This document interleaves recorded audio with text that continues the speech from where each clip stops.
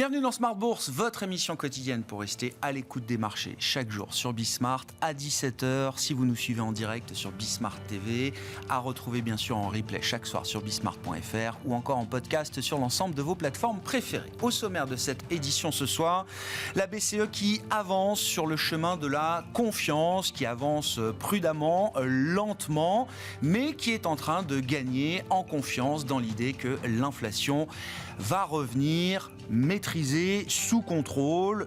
Un des éléments de preuve de cette confiance qui s'améliore, qui n'est pas encore nécessaire, mais qui s'améliore, c'est de voir les nouvelles projections du staff de la BCE qui montrent une inflation globale atteignant 2% en 2025.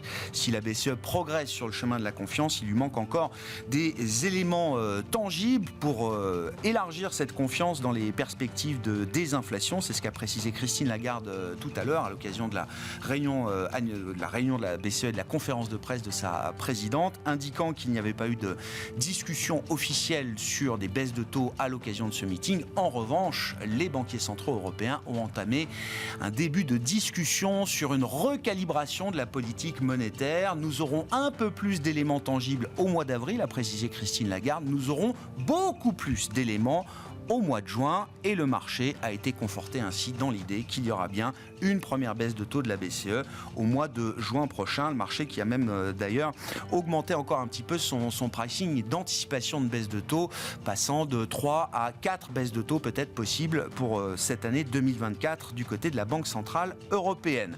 Le discours de Christine Lagarde a été perçu comme dovish par les marchés. On a vu des rendements obligataires se détendre un peu et aidant ainsi les marchés actions en Europe, notamment à battre de nouveaux records. Le Stock 600 a franchi la barre des 500 points, le DAX allemand se rapproche des 18 000 points et le CAC 40 a franchi, lui, pour la première fois de son histoire, le seuil des 8 000 points, malgré un nouveau crash au sein de l'indice vedette parisien. Après une baisse de 15% il y a à peine une semaine, le titre Téléperformance s'effondre à nouveau de 25% en cette fin de séance. Quel est le problème du marché avec Téléperformance? C'est la question que nous mettrons à la une de Planète Marché dans un instant avec nos invités. Et puis le dernier quart d'heure de Smart Bourse sera un quart d'heure consacré aux investisseurs particuliers. Nous recevrons le nouveau président de Place des investisseurs, qui est le nouveau nom de l'ancienne Fédération des investisseurs particuliers et des clubs d'investissement. Quelles sont les ambitions de Marc Lefebvre à la tête de Place des investisseurs pour permettre aux investisseurs particuliers d'accéder à toujours plus de classes d'actifs en dehors des seules actions? Ce sera le sujet de notre discussion à partir de 17h45 en plateau.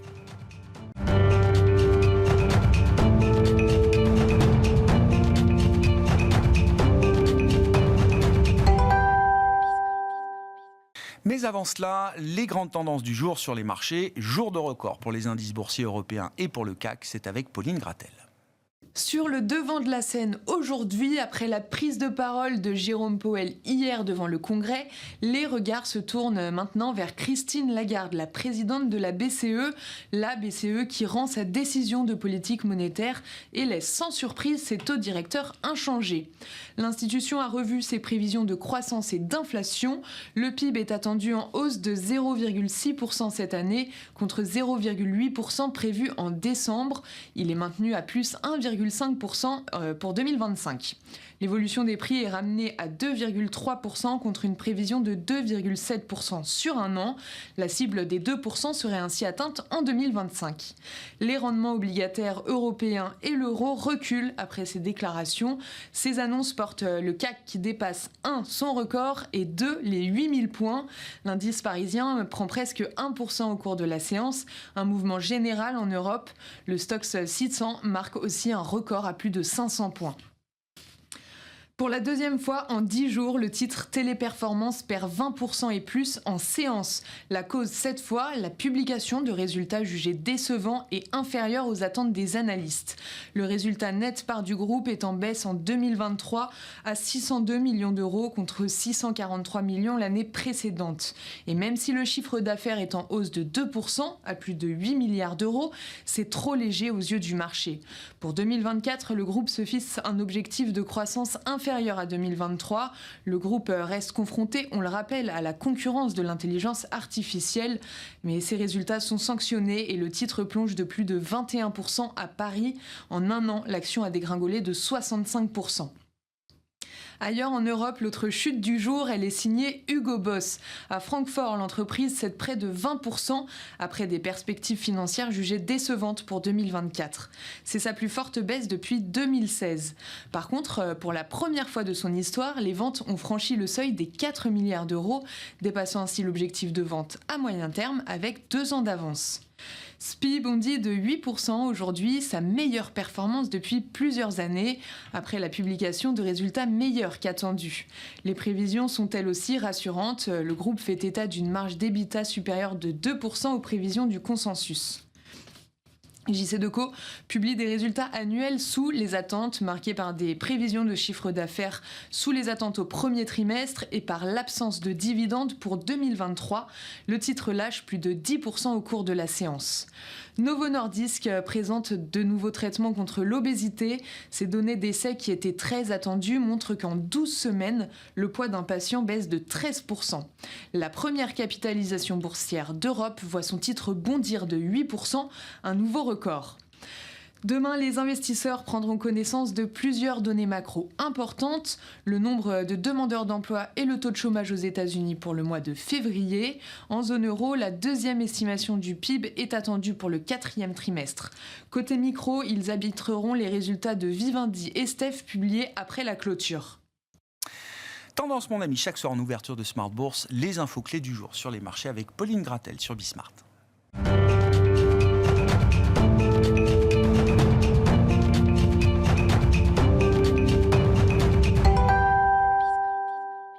Trois invités avec nous chaque soir pour décrypter les mouvements de la planète marché. Pierre Bismuth est avec nous, directeur général et directeur de gestion de Myria Asset Management. Bonsoir Pierre. Bonsoir Grégoire. Merci d'être là. Merci à Nicolas Braud d'être à nos côtés également. Bonsoir Nicolas. Bonsoir Grégoire. Vous êtes directeur associé chez Autingre Banque Privée et Sébastien Lalvé nous accompagne également. Bonsoir Sébastien. Bonsoir. Ravi de vous retrouver. Vous êtes directeur général de la financière Arbevel. Beaucoup d'actualités et j'ai choisi de mettre à la une le sujet Téléperformance qui se crache encore de 20% aujourd'hui, qui a à peine une semaine a déjà perdu jusqu'à 20% en séance, sur des questions un peu structurelles concernant le business model de cette société de services.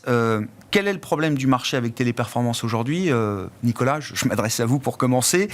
Et s'il faut faire le lien avec les développements et la montée en puissance des outils d'intelligence artificielle, comment est-ce que le marché décide qu'une société de services comme Téléperformance va être un grand perdant de l'IA quand il voit dans d'autres sociétés, comme Publicis, qui est un exemple emblématique du moment, la possibilité de capter beaucoup plus de valeur avec des outils d'intelligence artificielle. C'est ce qui alimente notamment la hausse du cours de bourse de Publicis, qui est au sommet aujourd'hui encore. Qu'est-ce qui distingue effectivement, j'allais dire, ces deux cas d'investissement avec cette ligne de l'intelligence artificielle ? Bon, je vais adresser ce sujet-là, mais évidemment, parler après des grands mouvements, c'est parler avec une forme de rétroviseur, donc on reste modeste dans le commentaire. Néanmoins, je pense que dans les deux cas, c'est justifié. Après, pourquoi 20, 25, 18, 15 la semaine dernière et un rebond, c'est assez autre chose, ça m'échappe. Qu'est-ce qui se passe ? Il y a des points communs entre ces deux sociétés. En effet, il y a la technologie et l'intelligence artificielle. Après, il y a des points communs. C'est que ce que connaît Téléperformance, Publicis l'a connu à partir de 2015. Donc le point commun, c'est qu'ils vont en chemin inversé aujourd'hui, parce que dans un premier temps, Publicis, depuis l'échec de sa fusion avec Omnicom, a déraillé, a connu une baisse du multiple de résultats qu'on lui accordait, d'autant plus qu'ils ont réalisé des acquisitions importantes, les plus importantes de leur histoire. Donc il y a eu Sapient, il y a eu Epsilon, et pendant 4 ans, le marché leur a opposé « Qui êtes-vous, vous, publicitaires, à vous mettre dans la technologie et acheter des trucs de data ? Si vous voulez jouer au techno, vous n'êtes pas bien placé. » Il y a eu cette perte de statut aussi chez Publicis pendant quelques années. In the first place, comme on dit en anglais. Et on est donc passé d'un statut d'une société qui était une société de croissance avec des multiples de croissance, à une société qui, depuis probablement 5 ans, se payait entre 10 et 8 fois le multiple de ses résultats nets. Une société dont la profitabilité était restée à 16%. Et qui servait un dividende et qui continuait à être en croissance. Mais le métier de la pub était considéré comme mort, caricatural, comme l'est la bourse. Mais elle n'a pas tort dans son message de banalisation, de commoditisation. Dans le cas de Téléperformance, on l'a dit hors plateau, on l'a tous connu autour de cette table. C'est une grande darling. Ça a été une grande darling de 2010 à 2022, pour dire les choses. C'était un titre détenu par les fonds de Small and Mid Cap. Et puis c'est devenu une grande. Les SMID ont gardé et les large caps se sont mis dessus. Puis après, l'ESG s'est mis dessus. Puis après, c'est rentré dans les indices. Et puis après. Maintenant, on est divisé par 4 sur le niveau de 2021. Ouais. Tout ça a culminé avec un usage et une perception du contenu technologique qui a connu son paroxysme 1 an après le Covid. On faisait tout à distance. Bon. Le sujet de l'AI, de l'intelligence artificielle, n'est pas ce qui propulse directement le cours de bourse, qui a fait que Publicis a atteint un plus haut au cours du mois de février. C'est indirectement l'ajout technologique de ces briques majeures qu'ils ont mises dans leur portefeuille qui leur donne un avantage compétitif pour faire de l'IA un facteur différenciant vis-à-vis de leurs clients. Et à la base, à la fin de l'histoire, ça se traduit par une croissance organique positive de 5 à 7% depuis des trimestres, surperformant leur secteur, l'ensemble des pairs, y compris les 2 Américains, y compris WPP. Du coup, ça s'est traduit par des résultats qui tenaient bien et une confiance renforcée sur la capacité de Publicis à bien accompagner cette transition technologique qui est aussi une menace parce qu'il n'échappe à personne et certainement pas à Arthur Sadoun et à Maurice Lévy que l'AI est aussi une menace pour la création. On peut créer à la place des hommes extrêmement vite. Donc, c'est pour ça que ma question est bien, effectivement, pourquoi est-ce que le marché considère que Publicis est un grand gagnant quand il voit en Téléperformance un grand perdant ? Dans le cas de Téléperformance, au point de départ, il y a aussi un business qui est extrêmement intense en hommes et femmes. Et non seulement il est intense, mais pendant le Covid, ils étaient à 400 000 personnes, 400 000 salariés, et puis ils ont continué à faire des acquisitions traduisant une forme. Je crois, on est dans un métier où on juge, de déni. Maintenant, ils sont 500 000 personnes. Or, si l'IA, l'intelligence artificielle, est une menace sur l'emploi, c'est très bien de dire on utilise ces outils. Et c'est sûrement vrai qu'ils savent les utiliser, mais la substitution de l'outil software et à la place des hommes va avoir un coût financier qui est potentiellement majeur. Et là, malheureusement, dans le cas de Téléperformance, je trouve que la société est dans un déni depuis 18 mois de ne pas reconnaître le vrai sujet. Et j'ajoute qu'il y a un sujet de gouvernance quand même dans ce groupe. Mais ça, on n'est pas obligé d'être d'accord. Mais des gens qui ont fondé, ils sont tout à fait légitimes. Oui, la gouvernance est stable. À un moment, il faut savoir passer la main. D'accord. C'est quand même le talent. Le fondateur, c'est le talent des managers. Et la bourse est sensible à ça, je crois. Bon. Quel est le problème du marché avec Téléperf et qu'est-ce qui fait la distinction entre une société qui est vue comme une gagnante de l'IA et une autre perdante ? Sébastien. Alors, déjà, Goldman Sachs, par exemple, il y a 1 an, a fait un premier panier. Le problème, c'est que maintenant, la bourse, c'est des paniers, c'est comme au marché. Donc, il n'y a que des paniers, des certificats, tout ce que vous voulez. Et les premiers paniers qui sont sortis sur les vainqueurs et les perdants de l'IA, on avait mis, par exemple, le Capgemini comme perdant de l'IA. C'est quand même complètement con quand on y réfléchit, mais c'était des gens qui ont défini ça. La réalité, pour connaître Téléperf, on n'est pas actionnaire, mais enfin, ça fait quand même 30 ans que ces gens-là, leur métier, c'est de gérer la déflation liée à la technologie. Voilà. Donc, en fait, et accessoirement, c'est une société, donc ils ont effectivement 500 000 personnes avec un turnover de 80%. Donc, en réalité, perdre des salariés, c'est pas vraiment un problème quand vous avez 80% de turnover. Parce que par définition, si vous recrutez personne, au bout d'un moment, il ne reste plus que 20%. Oui, c'est ça. Oui, on avait 500 000, il ne reste plus que 100 000 à la fin de l'année. Donc l'aspect social, c'est quand même une boîte qui a quand même fait 10 milliards de chiffre d'affaires, plus d'1 milliard d'EBITDA, qui vaut 5 milliards en bourse. et dont le métier est de gérer la technologie et la déflation liée à la technologie depuis 30 ans. Donc certes, la bourse dit c'est tout pourri, on n'en veut plus, mais je ne suis pas certain que... Regardez le consensus des analystes, ils sont peut-être ce que vous voulez. Le consensus, il n'est pas vendeur. Les analystes, ils interprètent les chiffres en disant c'est un peu décevant, l'année prochaine, il sera en croissance de 1 à 2% ou en décroissance. Enfin, ce n'est pas la fin. Et quand vous valez 4 ou 5 fois votre EBITDA, par définition, le risque... Alors Peugeot, c'est moins, évidemment, c'est encore moins cher que ça. Mais la réalité, c'est que le marché Momentum a décidé qu'en ce moment, c'est pas ce qu'on veut. Donc je pense pas qu'il faille suranalyser des mouvements boursiers comme celui-là, parce que les acheteurs, c'est pas les long only en ce moment, c'est les trackers, c'est les algos, et c'est l'analyse Momentum. Et Momentum, dessus, est très mauvais. Par rapport à Publicis... Non mais sur Téléperformance, attends Sébastien, c'est quoi leur levier d'action? Tu dis, ils ont l'expérience de gérer, j'aime bien cette formule, ils gèrent la déflation technologique depuis 20 ans. Ça veut dire quoi? Ça veut dire que tu passes ton temps à en faire plus pour le même prix. Oui.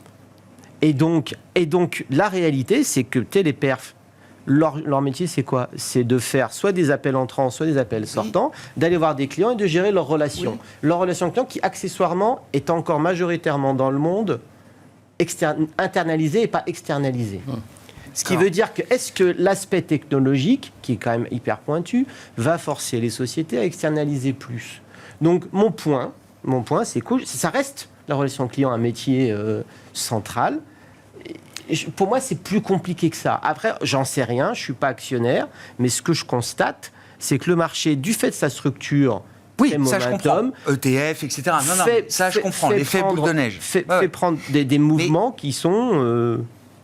Mais s'il y a plus besoin d'externaliser cette relation client, c'est un peu le message que Klarna envoie la semaine dernière en disant la relation client c'est quand même stratégique. Je me souviens que dans les télécoms, Iliad a été les seuls à préserver en interne justement cette relation client parce qu'ils ont considéré, alors peut-être que c'était pas le moment de le faire pour eux, ils ont considéré que c'était quand même un lien stratégique avec leurs clients. Peut-être que Klarna veut s'introduire sur le Nasdaq et peut-être fait de la com pour rendre la mariée belle. Évidemment qu'ils se vendent, Sébastien, mais ils se vendent avec des arguments qui peuvent s'entendre. Sur un mois d'expérience, ils disent nous on gère de la relation client avec un algo et sans les 700 personnes qui auraient été nécessaires. On abordera le sujet tout à l'heure si une boîte doit être cotée ou pas.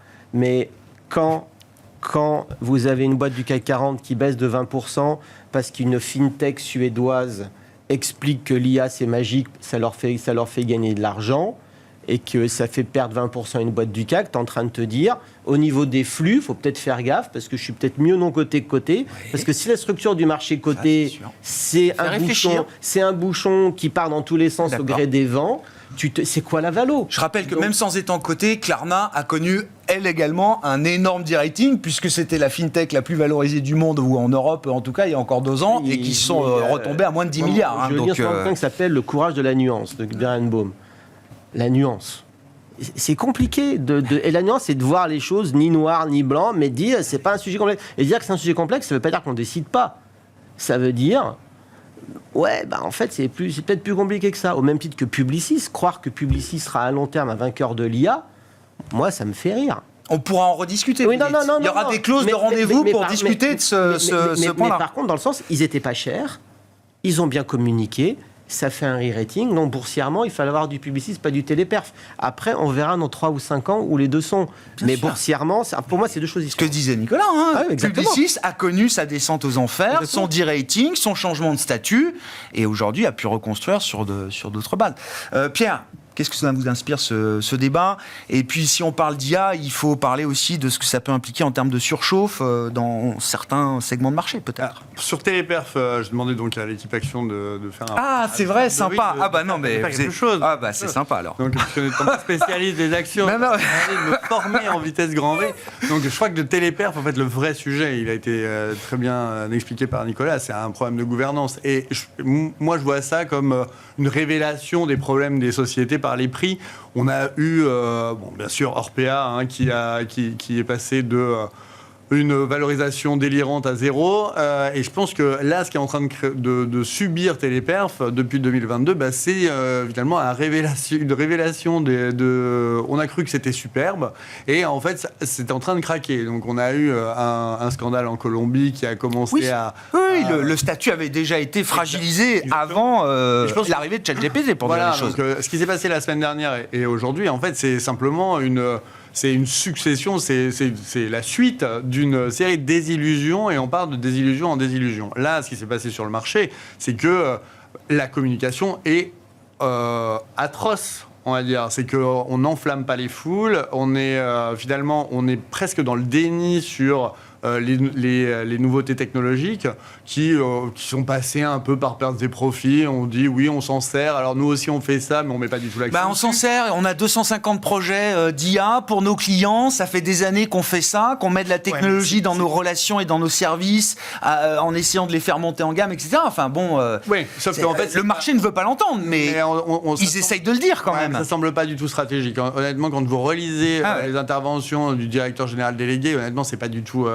stratégique. Et en tout cas, on a l'impression véritablement que c'est devenu une super obligue et que on va voir si on peut possiblement profiter de l'IA ou pas. C'est des gens qui ont quand même réussi au moment du Covid à mettre des centaines de milliers de personnes en télétravail. Je veux dire, mais moi c'est quand même une success story incroyable. C'est quand même un management extraordinairement visionnaire.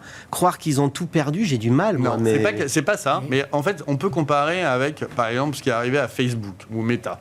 Honnêtement, Meta, alors là, point de vue désillusion, on est passé franchement de $400 à $90 avec une perte de confiance du marché. C'était dead money. Et complètement. Et en fait, en 18 mois... le métaverse, tout le monde s'en moquait, on rigolait de ça, c'était fini. Et en 18 mois, en fait, simplement par un aspect communication, et franchement, ils ont délivré des chiffres absolument astronomiques, finalement, la confiance est revenue directement. Là, je pense qu'on est sur un titre téléperformance qui est l'équivalent du Facebook d'il y a 2 ans. C'est que le marché a complètement perdu confiance. Les prévisions de croissance sont trop molles. Il y a trop de coûts. On n'a pas de piste de réduction des coûts. Et donc, forcément, la boîte est en perdition en bourse. Ça ne veut pas dire qu'elle est en perdition sur ses marchés. Ça veut simplement dire ils ont encore de la croissance. Je veux dire... Quand on est évalué à la perfection, il faut délivrer toujours de la perfection. Et quand on voit des nouvelles technologies qui rentrent, je pense qu'autour de cette table, tout le monde utilise l'intelligence artificielle, on ne peut pas faire comme si ça n'existait pas et que ça n'allait pas être un chamboulement majeur dans le futur. Les renversements de destin ou de statut, ça peut prendre du temps, ça peut se faire en 18 mois, comme a réussi à le faire Zuckerberg chez Meta. Nicolas. Tout est possible, mais les phénomènes de de-rating sont extrêmement puissants et souvent durables. Regardez la pharma européenne. Aujourd'hui, c'est intéressant pour son dividende. Remarquez, ça fait 15 ans que c'est un dividende intéressant que pour le dividende. Pas Novo Nordisk. Oui. Et voilà. Et on va évidemment sortir les exceptions, puis comme ça on va revenir sur le thème de la concentration. Ça met encore plus d'emphase sur Novo Nordisk. De la concentration. Mais en effet, les acteurs qui croissent captent, les leaders captent une part disproportionnée de la croissance.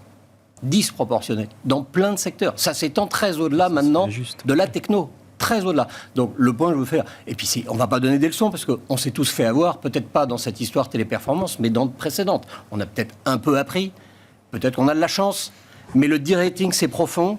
Et je crois que les messages délivrés par la bourse qui durent 2 ans, c'est parfois encore 1 ou 2 ans plus tard qu'on verra sa traduction dans les chiffres bas de page. Après, ça peut se régler. On a vu Iliad. Et ça peut se régler. Qui avait complètement déraillé, et finalement, ça a été sorti de la cote. Là, ça vaut plus rien. Enfin, ça vaut 5 milliards, quoi. Déjà, je leur souhaite de sortir du CAC 40. Peut-être que déjà, ça allège la pression, comme vous dites, des mouvements puissants de gestion passive, etc. Gouvernance, c'est quand même clé. Oui. Mais c'est quoi le point sur la gouvernance ? Parce que c'est toujours les mêmes. Moi, je les connais depuis 10 ans. Ils sont toujours là. Et c'est quoi, justement ? C'est l'absence de changement de gouvernance qui fait qu'il y a un problème de gouvernance ? Je pense que c'est si on a un marché qui est très momentum et si on a des ruptures technologiques, si on n'a pas le sentiment que les ruptures technologiques sont prises en considération, là, on a une question sur la durabilité du business model. Bon, non, mais je comprends qu'il n'y a rien de définitif non plus de votre côté, Sébastien. sur Téléperformance. C'est pas ça, c'est que je dis que ça va très vite. C'est que là, on a les gens se sont. On est allé très loin dans l'extrapolation. Le marché momentum fait que comme la valorisation n'est pas un critère aujourd'hui d'investissement pour 98% des investisseurs, peu importe que ça baisse entre guillemets. Les gens disent il y a toujours 100% à perdre encore. Donc du coup, le fait que ça vaille 5 milliards pour 1 milliard d'EBITDA et que ça en générera encore beaucoup l'année prochaine. Pour l'instant, ça gêne et personne. encore l'année prochaine et encore l'année d'après, ça n'intéresse personne. Donc voilà, donc on peut pas se raccrocher à ça. Et quand vous êtes un analyste, enfin quand vous êtes un gérant stock picking fondamental pour qui la valo a un sens, c'est vrai que c'est un peu choquant. Mais après, ça n'empêche qu'on n'a pas acheté. Oui. Même là, vous n'avez pas envie de vous mettre face au momentum, comme vous dites. Ah non, parce qu'il y en a plein où on est face au momentum déjà. Ouais, d'accord, il faut choisir ses combats. On est relativement confiant, où on n'a pas géré ça aussi. Tiens, puisqu'on parle de valorisation, ça nous amène à dire un mot quand même des small caps. Si on considère la classe d'actifs small cap et qu'on regarde une cartographie des valorisations dans le monde, c'est l'éléphant dans la pièce aujourd'hui. Nicolas, chez Autingre, là, vous avez levé un nouveau fonds small cap il n'y a pas très longtemps. C'est quoi l'idée derrière? C'est que c'est le moment. Je sais que le timing, parfois, est balayé un peu du revers de la main. Mais le timing, c'est quand même toujours un moment important et crucial dans les marchés pour les investisseurs. On le maîtrise que très partiellement. Je suis d'accord, mais si vous levez un fonds small cap en ce moment, c'est pas anodin. Comme il faut à peu près d'une année pour monter un produit simple et avoir les agréments de notre cher régulateur, en effet, le timing... Oui, mais en tenant compte de ce délai, c'est quand même maintenant que ça se passe pour vous. Exactement. Parlons sérieusement. Peut-être qu'on aura de la chance, et peut-être pas. D'ailleurs, on ne mise pas dessus. Évidemment, ça n'est pas raisonnable de miser dessus. Mais ça fait un moment que cette classe d'actifs sous-performe. Ça fait un moment que les valorisations attirent l'œil. Et j'ajoute que les prix, parce qu'il y a la valo, on peut lui faire tout dire. Sébastien vient de le dire. On est capable d'acheter les meilleures moyennes. Parfois, d'ailleurs, c'est les moyennes en hausse. Donc, la valo est une chose. Et puis, les prix ont un sentiment d'un prix. C'est important le sentiment du prix. Comme le consommateur, il a le sentiment du prix. Les prix peuvent ne plus monter, mais ils trouvent quand même beaucoup de choses encore trop chères. Je sors du sujet small cap. Ensuite, il y a un élément qui est quand même celui-là. On a eu la récession la plus préannoncée de l'histoire, prévue depuis fin 2021, qui ne s'est jamais produite. Alors là, la baisse des taux, n'en parlons même pas, parce que la baisse des taux, ça aussi, depuis... et puis, c'est pas fini, parce que tant qu'on ne l'aura pas eu, on continuera à en parler tous les jours.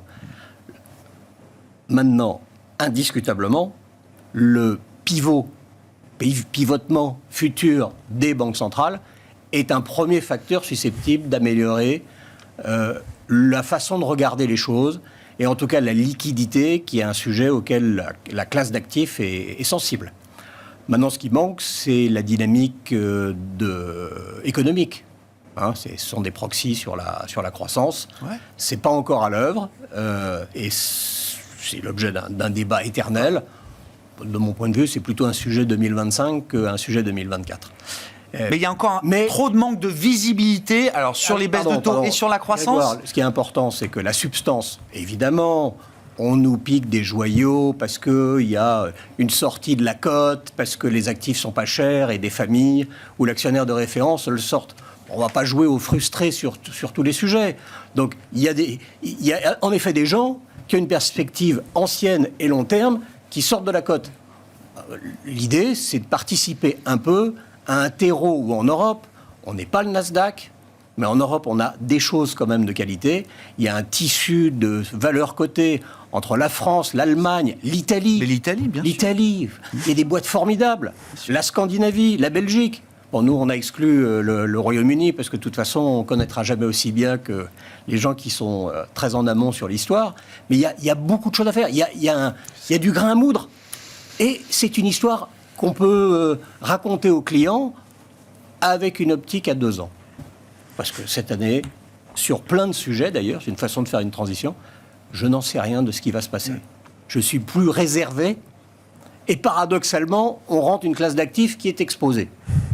Mais peut-être que les marchés sont parfois, peut-être, hein, ça c'est absolument pas une affirmation, mais ils sont capables de voir aussi l'étape d'après. Au-delà.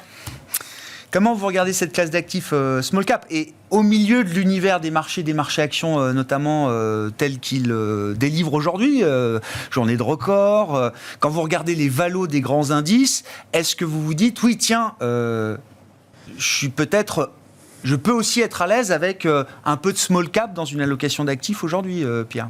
Alors, on n'est pas du tout à l'aise avec les small caps. Ouais. Vraiment, parce qu'on a une responsabilité fiduciaire de délivrer une performance proche de nos indices de référence. Et effectivement, on n'a pas envie d'avoir un vent de face quand on a des investissements complètement évidents devant nous. Alors, en revanche, il y a mieux à faire, vous dites. Voilà, c'est vrai que c'est une énigme. Et en fait, les small caps se font ouvrir ou écraser, éclater, comme on veut, de deux côtés de l'Atlantique. Mais il se trouve quand même qu'on a réussi à trouver des géants qui tirent leur épingle du jeu de l'autre côté de l'Atlantique. Alors, je ne sais pas si c'est une question de richesse de gisement ou de structuration des indices, mais très nettement en Europe, c'est extrêmement compliqué de trouver des fonds qui performent, qui surperforment même un indice small cap. Et c'est vrai que la structuration ou les poids font que ça ne fonctionne absolument pas. On a, je sais pas, un différentiel de performance de l'ordre de 70 ou 80%. Donc c'est pas quelque chose qu'on voit. Et en plus, on pense que c'est aussi un vrai aspect taux d'intérêt. Et tant qu'on a des taux à l'équilibre qui ne baissent pas, effectivement, une détente monétaire pourrait être un signal d'achat on peut. Small cap. Moi, on dira un mot de Christine Lagarde, mais enfin, je sais qu'il faut lire entre les lignes et les virgules, mais enfin, je veux dire, plus personne ne nie à la Fed ou à la BCE qu'il y aura des baisses de taux cette année. Quand, combien, etc. Ça, c'est un débat, on peut y passer des heures. Je pense que c'est même mais les marchés décident pas d'anticiper en se disant, bah tiens, puisque je sais qu'il y a des baisses de taux, je vais quand même revenir un peu sur les small caps. Je crois que le marché avait cette fonction de pouvoir anticiper. Mais il peut anticiper, mais il anticipe très très bien sur des choses très très lisibles. Et c'est les large caps, que ce soit aux États-Unis ou en Europe. Et alors après, si on regarde les pays émergents, c'est exactement la même chose. Parce que le marché anticipe pas du tout un redémarrage chinois. Il y a eu tellement de faux départs. Personne n'anticipe ça. Et en fait, pourquoi aller chercher à être un génie alors que vous avez des évidences qui vous crèvent les yeux? C'est vrai que, alors c'est peut-être de la paresse intellectuelle, mais effectivement, en tout cas, nous, on fait du mark-to-market. Après, si on était institutionnel avec des visions très long terme, je pense que j'aurais pas du tout le même discours. Mais, non, mais le point sur le rapport entre la performance et l'indice de référence est un point clé, effectivement. Je comprends. Dans notre business. Je comprends. En fait, on n'est pas payé pour être supérieurement intelligent. On est juste payé pour délivrer une performance supérieure à ce qui est dans les prospectus. Et si dans les prospectus, on a des indices plutôt large cap, oui, j'entends. Et on préfère les large cap, d'autant plus que, on pourra parler de la concentration, mais en tout cas, la concentration américaine, on va dire qu'il y a beaucoup plus de terrain de jeu aux États-Unis qu'en Europe. Je pense que c'est... Et puis, il y a aussi une appétence pour le marché de bien valoriser ou d'être le fait de découvrir les prix des sociétés qui n'est pas du tout... le mécanisme de découverte des prix. Voilà. Nous, on n'est pas du tout comme ça en Europe. On aime investir sur des choses où on a de la visibilité, on peut faire des modèles. Sébastien, bon, j'imagine que c'est le genre d'argument que vous entendez régulièrement, en tout cas, enfin, qui est à vos oreilles. C'est votre domaine d'expertise, cher Beuvel. Il y a plusieurs éléments. Une des raisons, donc concrètement, ça sous-performe depuis 5 ans. En France, le PEA et le PEA-PME, ça doit être entre 7 et 8 milliards de décollecte sur la période. Donc effectivement, c'est un champ de ruines avec une très forte baisse de la liquidité. Et je crois que si vous prenez le composant moins de 150 millions d'euros de capi depuis 2 ans, ça doit être moins 75%. Donc déjà, il y a un premier problème, c'est que dans les indices, même le CAC Small est en fait très surpondéré sur ce qui est des capitalisations très grosses.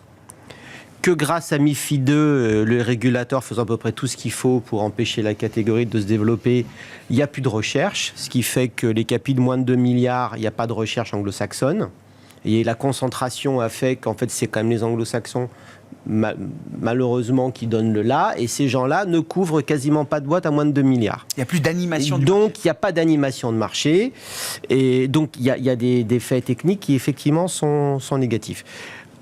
Par contre, il y a un par contre, quand vous achetez de la small cap, vous achetez de la surperformance en termes de croissance, avant tout. Toujours vrai. Le problème, c'est que sur la période 20, 21, 22, 23, enfin 21, 22, 23, les small caps, opérationnellement, ont sous-performé en croissance de chiffre d'affaires et en croissance de résultats. Donc, ce qui veut dire que la raison pour laquelle vous en achetiez, eh ben, en fait, elle n'existait plus. La bonne nouvelle, c'est qu'elle va revenir en 2024. Ça, c'est le premier point.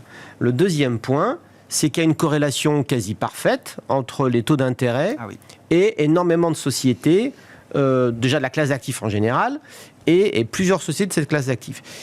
La bonne nouvelle, c'est qu'à un moment 2024, ça va s'annuler. La vraie question, quand est-ce qu'on le marché l'anticipe? Généralement, on dit 6 mois, mais voilà.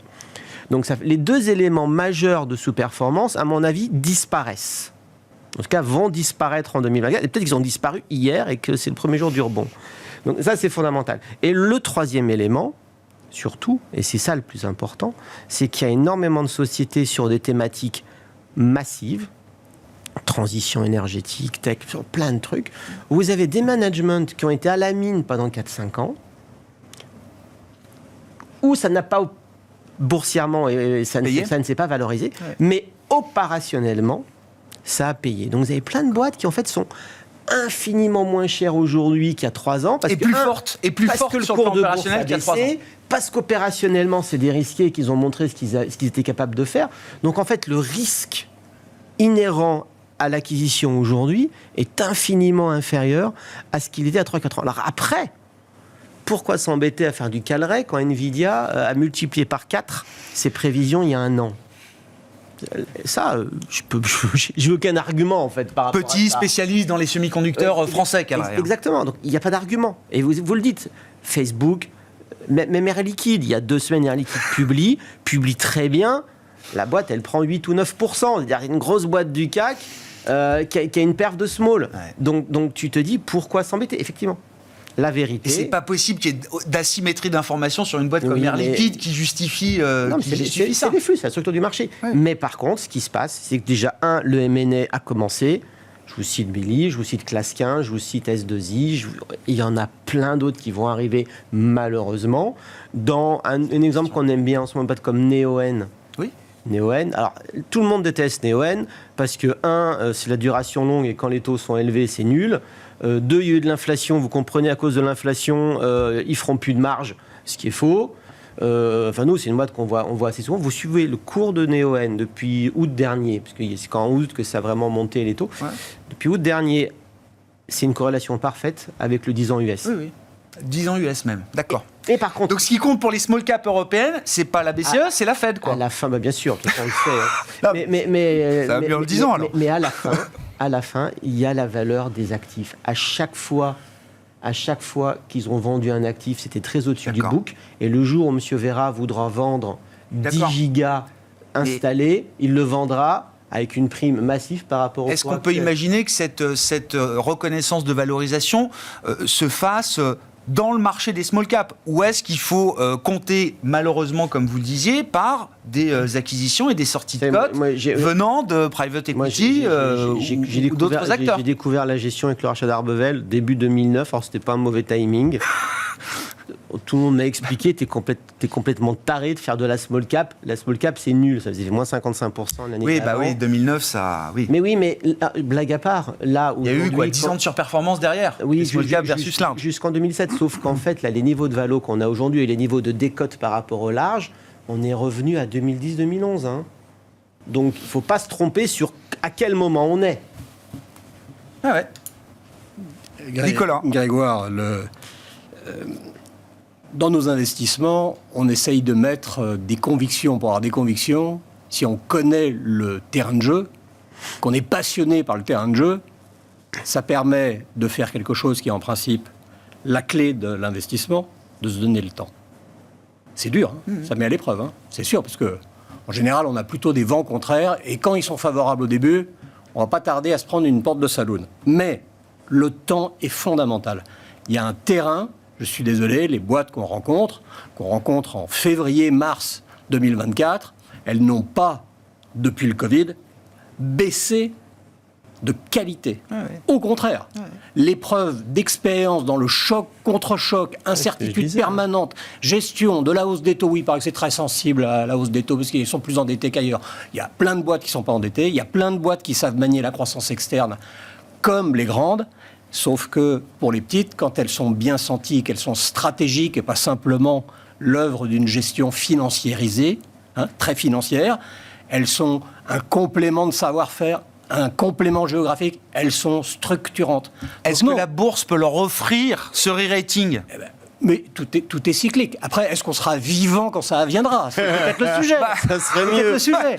Mais il vaut mieux avoir un terrain au départ qui soit intéressant et qui attire l'œil. Et puis après, dans celui qui sait faire du timing de marché, il est rare.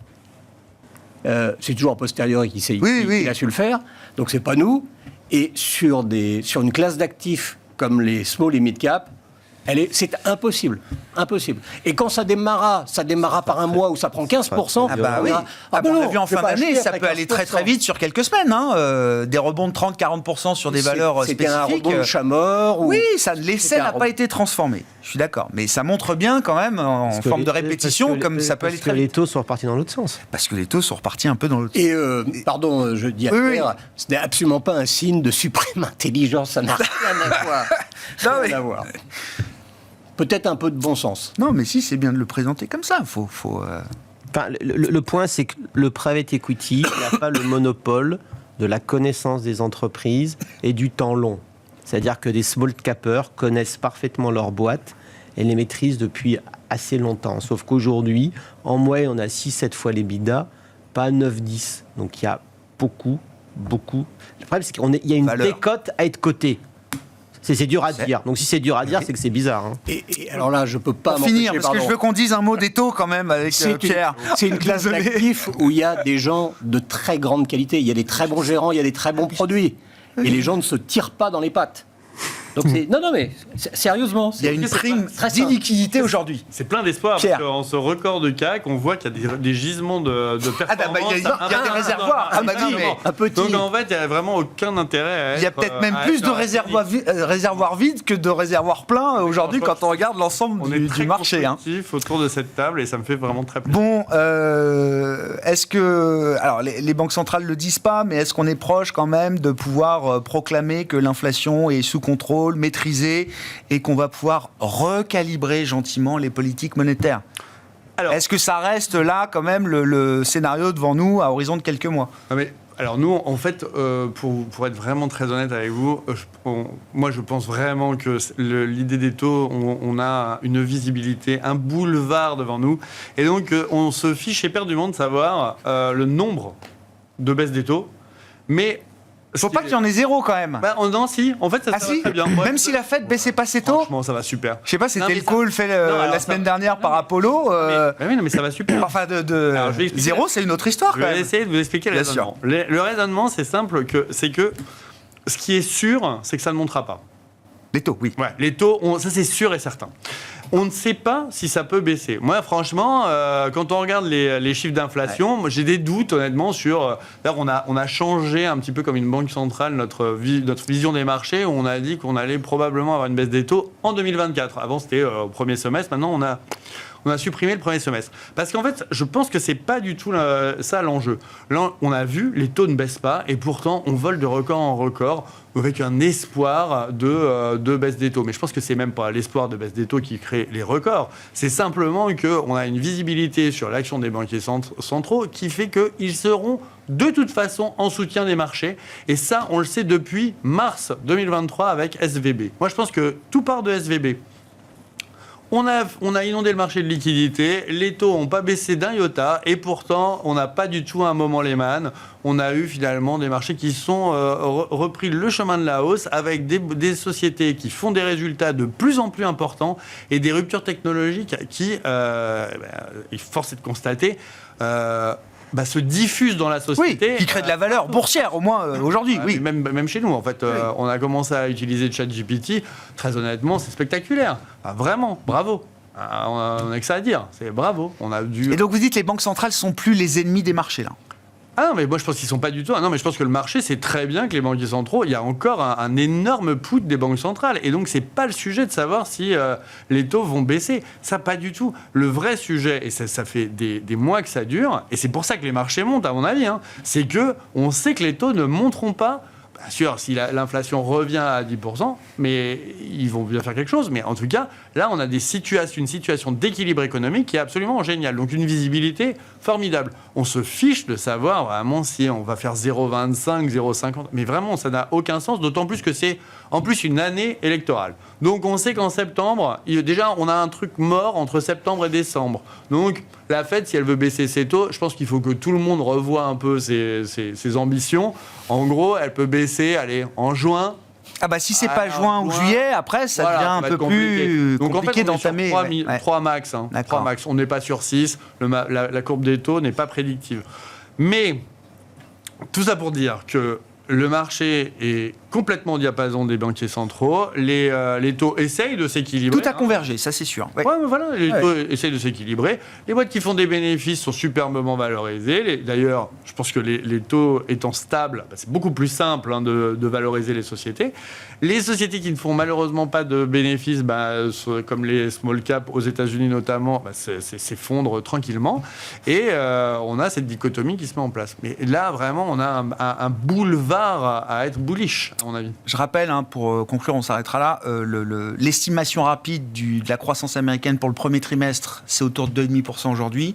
3% d'inflation, ça nous fait 5% plus de croissance nominale encore aujourd'hui aux États-Unis. Et c'est remis à la hausse de jour en jour. Et ça, c'est vraiment hyper encourageant. Merci beaucoup, messieurs. Merci d'avoir participé à cette discussion de marché, Planète Marché, ce soir en compagnie de Pierre Bismuth, Myria Asset Management, Nicolas Brault, Autingre Banque Privée et Sébastien Lalvé, la financière Arbevel.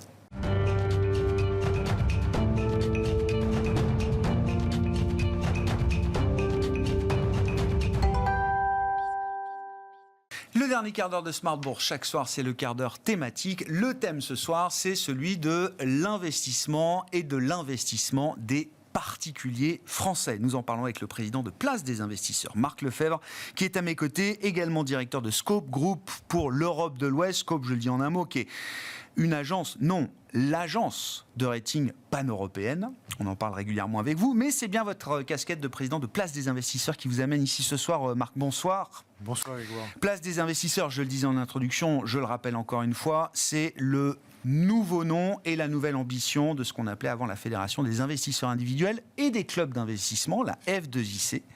Derrière ce rebranding et ce nouveau marketing, si je puis dire, Marc, quelles sont les ambitions et qu'est-ce que sont les ambitions que vous voulez porter pour ce nouveau mandat ?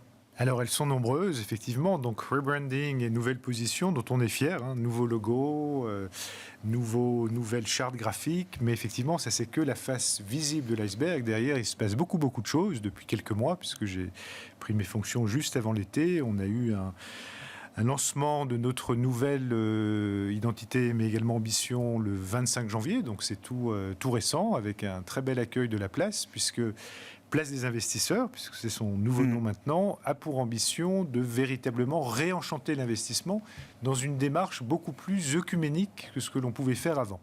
Alors, qu'est-ce qu'on entend par là ? Oui.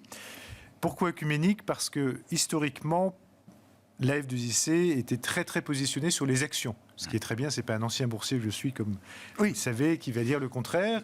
Mais il y a d'autres formes d'investissement. Et aujourd'hui, notre credo au sein de Place des Investisseurs, c'est vraiment d'orienter l'épargne des Françaises et des Français vers le financement de l'économie réelle. On n'est pas les seuls à faire ça, mais en tout cas, on veut apporter notre contribution très concrète, mais également faire en sorte que les particuliers soient beaucoup plus investis sur la transformation et la transition de notre économie. Donc, c'est un nouveau plan d'affaires, c'est une nouvelle direction des investissements vers toutes les classes d'actifs. Alors voilà, ça veut dire que l'investisseur particulier doit être aussi un investisseur multi-asset, multi-actif, comme les autres. Tout à fait. Et il y a un véritable momentum, soyons clairs. Ouais. Le private equity, par exemple, avec la loi industrie verte, va attirer, ça va être une contrainte. Alors après, on peut se poser la question, est-ce que ça doit être une contrainte ou une option ? Pour le moment, c'est une contrainte, mais en tout cas, jusqu'à 15% de ces actifs retraite, en UC. Donc, c'est des sujets qui sont vraiment sur la table et on voit les lignes bouger. Et je peux vous assurer, on a beaucoup de membres, c'est plus de 100 000, beaucoup sont très intéressés. En parallèle, il y a effectivement le vaisseau amiral Action qui reste là, avec effectivement le record en séance de ce jour, les records de Thales hier, de combien de CAC sont en train de battre leur record, enfin ce qui est normal puisque le CAC lui-même bat son record. Donc, il y a ça, il y a également le crowdfunding, il y a le sujet, alors point d'interrogation, crypto-monnaie, qui elles aussi sont au plus haut. Est-ce que ça c'est du financement de l'économie ? On peut se poser la question, mais en tout cas, faire l'impasse totale là-dessus serait une erreur. On veut vraiment être, et c'est bien le premier mot de notre nouvelle dénomination, la place. La place, comme cette place ronde autour le du carrefour, logo, quoi. c'est le carrefour. Ouais, c'est ça. Donc en fait, être entre les particuliers et les professionnels, puisque les professionnels de la finance, on pense qu'il est nécessaire de rééquilibrer les relations entre ces deux parties et faire en sorte que les professionnels entendent mieux les particuliers et s'assurent autour d'une écoute, d'une pédagogie, d'une innovation et d'une transparence sur les produits, de créer les bons produits dont les particuliers ont besoin. Très intéressant, cette vision œcuménique que vous défendez de l'investissement. Ça passe par une pédagogie, j'allais dire, toujours renforcée, mais il faut de la pédagogie sur les actions en permanence, et il en faut peut-être une pédagogie différente aussi sur des classes d'actifs comme le private equity. Et cette pédagogie, elle ne peut se faire qu'avec l'implication des professionnels de la profession, si je puis dire, Marc. Mais il y a quelque chose aussi vis-à-vis des professionnels de l'investissement à repenser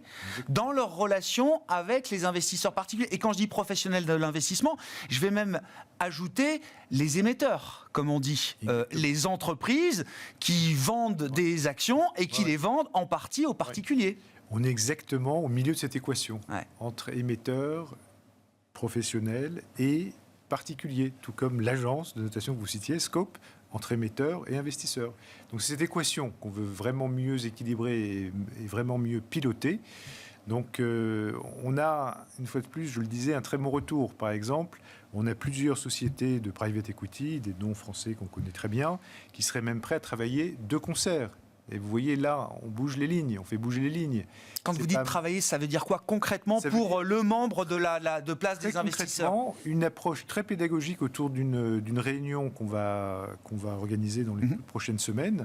Vous aurez deux acteurs qu'on pourrait croire concurrents, mais qui sont finalement complémentaires, qui vont démythifier la classe d'actifs private equity. Il y a encore beaucoup de travail.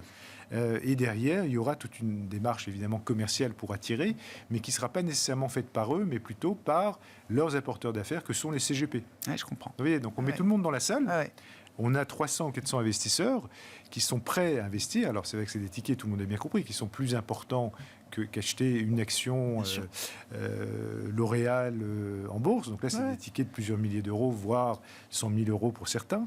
Mais il y a une vraie demande. Et c'est ça, il est important de surfer sur ce momentum. Je peux vous assurer que l'accueil de Bercy, de Place des investisseurs est extrêmement positif, puisqu'une fois de plus, tout ça, c'est pour déverser l'épargne des Français au cœur du financement de l'économie réelle. Souvenons-nous, le patrimoine financier des Français, immobilier 2 tiers, financier 1 tiers, on parle de 6 500 en financier, à peu près 13 000 en immobilier. Sur les 6 500, je me permets de rappeler des chiffres là, qui sont très jolis. Dites-nous où ils sont placés. 35% en liquidité, plus d'un tiers, 27% en euros. Bon, l'euro finance quand même l'économie, puisqu'on sait bien que l'État a besoin de ses levées obligataires. Actions, 16%. Le parent pauvre, et actions non cotées, et ça c'est une information intéressante, 21%. Donc déjà plus. Donc voilà la réalité du marché. Dans l'épargne financière des Français, il y a déjà plus de non cotés que de cotés ? Tout à fait. Voilà, une grande information du jour. Alors c'est quand on prend le non coté et les participations. D'accord, je comprends. C'est ça. Le patron d'entreprise qui détient des parts dans sa société, effectivement, ça compte comme du patrimoine non coté. En fait, si on parle des actions et des fonds, on parle à peu près d'1 milliard. Ouais. Donc c'est bien, mais il faut aller plus loin. Ouais. Et vraiment, il y a de la place pour tous. L'argent est considérable. Les Français épargnent à peu près 1/5 de leurs revenus comme épargne de précaution / développement pour leur retraite. Quand on regarde et quand on joue l'exercice de la comparaison entre la structure effectivement de l'épargne du patrimoine des ménages européens ou français par rapport à la structure du patrimoine des ménages américains, effectivement, je pense que ça explique une grande partie de ce qui fait le succès des États-Unis aujourd'hui, y compris sur le plan des marchés par rapport à ce qui se passe en Europe. Soyons francs, et on parle souvent dans votre émission de la désintermédiation du financement, c'est l'exact inverse. C'est-à-dire que c'est 1 tiers en immobilier et 2 tiers en financier. C'est ça. Nous, c'est l'inverse. C'est ça. C'est comme ça. Après, on peut voir les lignes bouger. En tout cas, on est là pour les faire bouger. Et du coup, si on continue la déclinaison, donc c'est au sein de Place des Investisseurs, c'est une nouvelle gouvernance également, avec de nouveaux board members dont on est ravis, qui apportent du sang neuf, qui apportent plein d'idées, qui sont actifs, proactifs. C'est également d'aller sur une ouverture, mais ça on l'a dit, sur toutes les classes d'actifs. C'est également d'aller en région, encore plus qu'avant. Organiser des conférences de sensibilisation à l'épargne avec tous les acteurs locaux. C'est passer les frontières. On est en train de réfléchir à une déclinaison de Place des Investisseurs en Belgique. Les investisseurs belges sont assez fortunés, on le sait, le fameux dentiste belge, qui est prêt à investir également sur des sociétés françaises et vice-versa. Sociétés belges qui peuvent être intéressées par des investisseurs français. Donc vous voyez qu'on a vraiment beaucoup d'idées, beaucoup d'ambitions. Et un autre point intéressant, c'est les salariés qui sont eux-mêmes investisseurs, l'épargne salariale. Bien sûr. 3,5 millions en France. Pour beaucoup d'entre eux, ce ne sont pas justement des investisseurs particuliers, parce qu'ils vont avoir des actions de leur société, L'Oréal, Bouygues, Air Liquide, oui. On va les citer tous. Aussi. Donc, en tout cas, on a cité par 3, ça suffit. Certains qui sont très gros. Il est important d'aider ces épargnants à justement franchir la frontière et devenir véritablement investisseurs individuels. Partant d'un portefeuille d'actions qu'ils ont déjà, Exactement. par construction, Donc, ils sont des investisseurs potentiels pour demain. Mais il faut les emmener vers l'autre partie du chemin. Vous avez cité justement ces grands groupes avec des politiques d'épargne salariale importantes, Air Liquide étant un exemple emblématique. Je reprends le point sur l'appétit, la demande qu'il y a pour une nouvelle classe d'actifs comme le private equity. Oui. Est-ce que ça oblige encore une fois des émetteurs cotés, listés, à repenser leurs relations et leurs échanges avec cette partie-là, j'allais dire, de leur clientèle. Mais l'investor relation, effectivement, il a affaire à des fonds, des institutionnels, des professionnels, et aussi cette partie des investisseurs particuliers, individuels. Alors, c'est vrai que le momentum est assez incroyable. On parlait des records boursiers, mais également des résultats. On a aujourd'hui, y compris des très grandes sociétés qui ne travaillaient pas avec nous, qui sont en train de devenir membres. On ne peut pas citer les noms, on va faire une communication trimestrielle, mais des très très gros. D'accord. Ils se disent, tiens, j'ai quand même un intérêt à aller parler à ces gens-là. Y compris des sociétés de plus petite taille. Des fameux small et mid, comme on les appelle, qui savent très bien qu'au moment de l'IPO, même s'il y a beaucoup moins d'IPO en ce moment, malheureusement, mais ça, c'est un autre sujet, on pouvait avoir dans les grandes années, quand j'étais chez Euronext, 20, 25, 30% des actions achetées par les régionaux de l'étape. Ils voyaient l'usine, ils passaient devant, ils disaient, elle se cote en bourse, on y va. Bon, mais ça, ces sociétés ont un petit peu perdu le lien avec les particuliers. Ils sont en train de le retrouver. Est-ce que c'est grâce effectivement à la diversification des actifs? Ça y contribue. C'est également une nécessité qui est de plus en plus remontée. Et là, c'est avec l'ensemble de l'écosystème de Place. On n'est pas les seuls à porter ça. Les agences de communication sont de plus en plus centrales et poussent vers ces éléments. Donc nous, étant la Place, on accueille tous ces éléments. Il y a un mouvement de création, de recréation du lien, effectivement, entre ces grands émetteurs et leur base d'investisseurs particuliers. Sans revenir sur les résultats, évidemment, enfin sur les attraits d'avoir un actionnariat salarié, mais salarié et particulier, pardon. Particulier parce qu'effectivement, c'est beaucoup plus sticky, voilà. Donc il y a beaucoup d'avantages. Il y a des sociétés qui sont historiquement extrêmement... détenus par les particuliers. Clients de Scope également extrêmement de par la genèse. Air Liquide ne serait pas là si les particules n'avaient pas été là il y a quelques dizaines d'années, plus de 100 ans. Voilà, donc ça, on est en train de voir les historiques qui sont là et toujours bien là, mais également de nouveaux acteurs qui prennent le chemin de place des investisseurs. Mouvement à suivre, très intéressant. Merci beaucoup Marc d'être venu nous parler des ambitions de Place des investisseurs que vous présidez aujourd'hui. Marc Lefebvre, qui était à nos côtés dans ce quart d'heure thématique de Smart Bourse, également, je le rappelle, directeur de Scope Group pour l'Europe de l'Ouest.